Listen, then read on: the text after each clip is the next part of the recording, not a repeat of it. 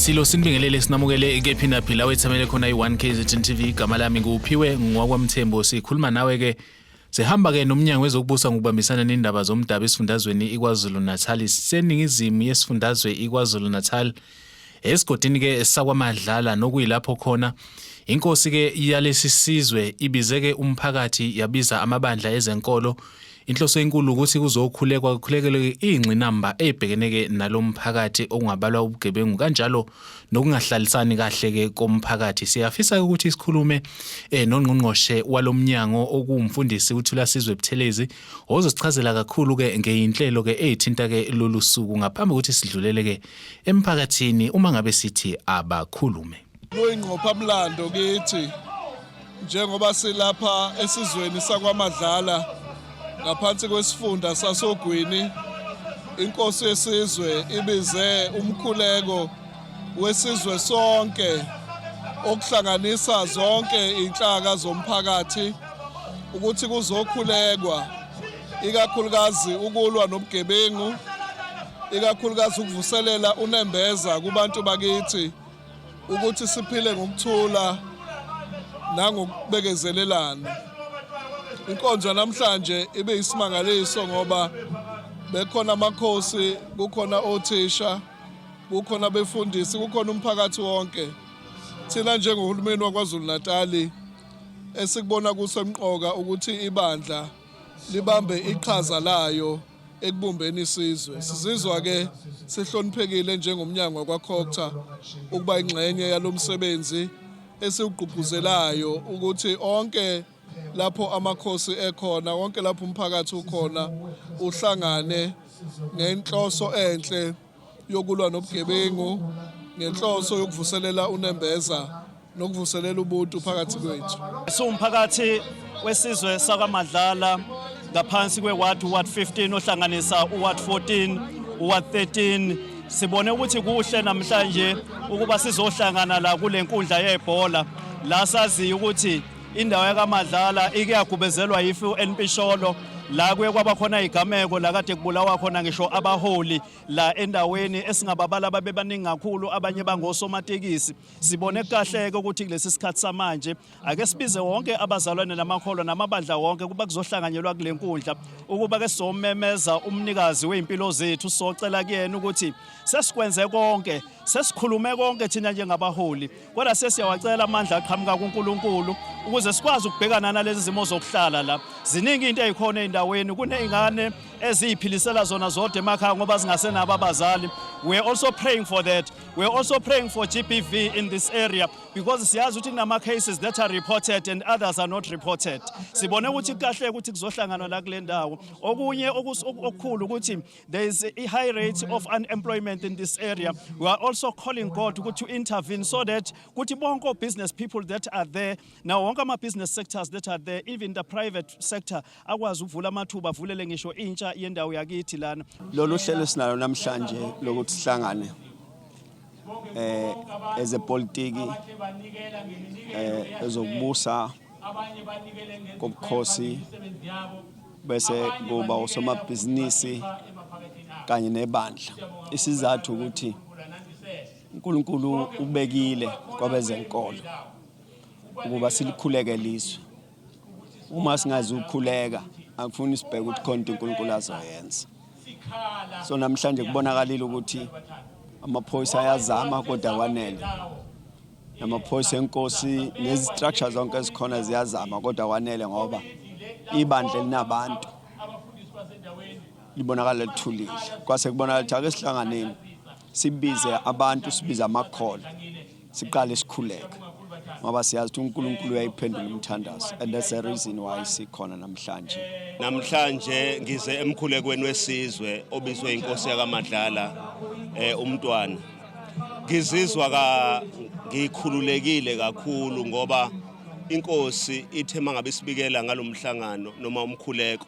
sabona kubalekile ukuthi siuhambele. Kodwa lokho kusibuyisela ithemba because bese lisilahlekele kakhulu ithemba ukuthi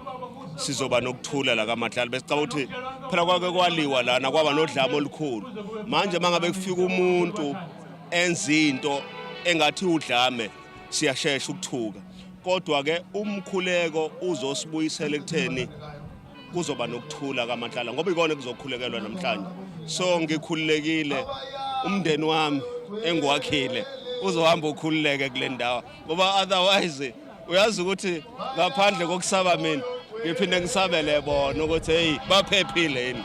so kusho ukuthi mina ngikhathazeka kakhulu ngento encane kodwa ngikhathazeka kakhulu ayincane lento ngoba kuhamba umuntu can you imagine lo muntu uyi-breadwinner sekufanele manje siye emzini wakhe siyolekelela ekutheni lento abayefisa ukuyenza noma umndeni wakhe abafisa ukuyenza silekelele now can you imagine uma ngabe kuthiwa omunye wethu like me ngiyi-breadwinner iy'ngane zami namakhosi zami kusho ukuthi kuphelile ngawo okunye besikhulekela kakhulu i-service delivery indawo yethu ikhahlamezeke kakhulu njengoba uthi uma uhamba nje ubona ukuthi ungena kona wonke indawo zamakhosi umgwaqo oyitiyela awukho la kodwa wonke amakhosi anomgwaqo oyitiyela siyathandaza ukuthi uNkulunkulu athinte inhliziyo zabanikazi bentuthuko ukuthi nale ndawo ibhekeleke nikezwile ukuthi kwakhalwa nangamanzi lapha endaweni sithandazana ukuthi kuqaqeke wonke amafindo engababophile ukuthi kutholakala amanzi la endaweni sikhulekela nenhlalakahle emindenini kanye nokuthi siphilisane kahle nathi singabaholi yikho okudala sohlangana kuyona lenkundla yala kwaJB kwaMadlala phansi kogu kaRay Nkonyeni kaWard 15 thank you very much ngiyafisa ukusho ukuthi usuku lwanamhlanje luhambe kahle kakhulu because thina when we were planning initially we requested ukuthi mhlawumbe silethelwe nje abantu abawu200 but you can see the masses that are here the thousands of people that are here it shows ukuthi abantu bakule ndawo bebeyilambele lenkonzo bebesilambele lesisimo and banale passion yokuthi lokho esikufisayo as the part of developing this area babe ingcenye kodwa sesiqhamukela manje ngokwenkolo kungakho ke ngibale ngithi we had a successful day and also ilanga singabona ukuthi izulu linjani yesterday it was like it was going to rain but we had to pray for this day that is why it is quiet and it's a very loving atmosphere and environment that we are experiencing today and we thank God for that and also thanking the masses and people that are here nabefundisi bonke nomphakathi wonke siyaziqhenya kakhulu ngako thank you very much Mbukeli ke kubanjwa lomkhuleko nje kuzokhumuleka ukuthi ke kunezigameko ezike zenzeka kamuva nje ezithinta ke ukuhlalisana libhojozi ke komphakathi esekholeleke ekutheni kuze kube khona ke imphefumulo ke elahlekayo ngaleso sizathu ke lomkhuleko ke uyingxenye yokudala ke uxolo nokubaleke kakhulu ukuthi ke umphakathi ukwazi ukuthi ke uhlalisane njengoba ke sekuneyintsolo ezithi kulabo abagcina belahlekelwa ke imphefumulo yabo kungenzeka ukuthi ke sekunezizathu ke ukuziphindiselela kodwa asiphinde sizwe umphakathi uma ngabe sithi ke abakhulume sizokhulekela uxolo but not just peace but everlasting peace bezokhulekela uxolo lwaphakade njoba bekhona noMEC uTD Buthelezi ubezosilekelela uqhubezela ikhulu ekukhulekeleni uxolo esweni sakithi kwaMadlala siyazi ukuthi kulinyazwe uBoy Hlophe owalinyazwa emini wayeshawe ngolwesihlanu kuBoy kwase kuthi uHlophe wayeseshawa ngesonto ngo3 bephinda beyilungu lomkhandlu wethu ke ebamba iqhaza ezintweni eziningi eyilungu leWard Committee euhlalo weforum yala esizweni sakithi ngakho ke besizocela wonke umuntu wakwaMadlala ukuthi ayinikele oxolweni sithi wonke umuntu akabophi isifociya sicela noNkulunkulu ukuthi akhiphe inhliziyo yetshe kulaba abanenhliziyo ezibukhulu kodwa uNkulunkulu afake inhliziyo kamoya sisho njalo ke bafowethu siyathokoza esikuzwile ukuthi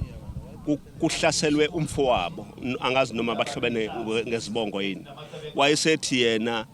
labantu abenze lo monakalo onjalo ngeke baphile isikhathi eside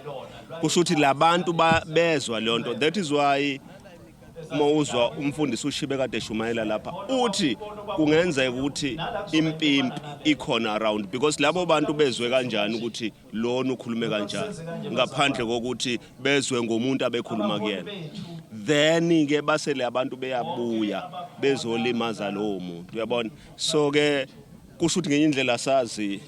mina ke ngikhuluma nani nizotshela izwe lonke kusho ukuthi mabediniwe ukuthi umseleke ukhulume kabi sekuphelile kabi kodwa ngoba sekuthandasiwe nginalo ithemba